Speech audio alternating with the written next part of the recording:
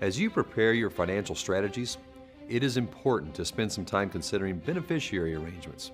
Whether it's through an IRA, life insurance, wills or trusts, anytime you want to leave money to others, you want to make sure that you have in mind a good understanding of how you want to designate the beneficiary. For example, let's say you're a husband and a father, and you have money in a retirement account, an IRA. Typically, your primary beneficiary would be your wife. What does that even mean?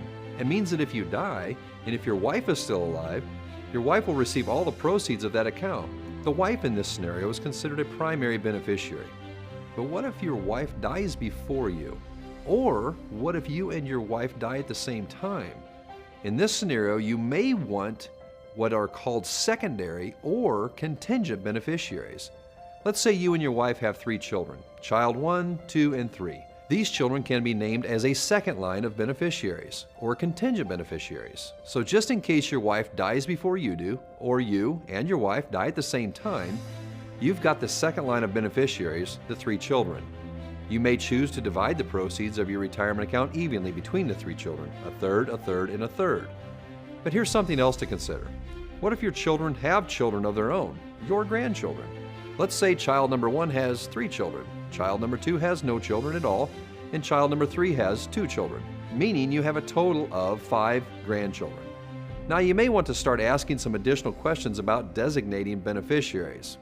Let's assume your wife dies before you.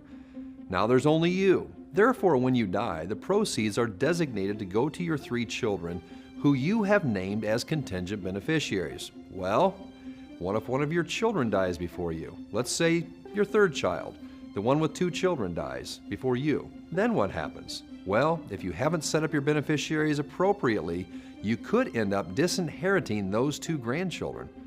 All of the proceeds could end up going to child 1 and child 2, cutting out your 3rd child's surviving children. That's generally not what people want. Instead, they may say, we want this child's share to go to his or her 2 children. This is generally referred to as a per stirpes distribution, meaning that each branch of the family is to receive an equal share.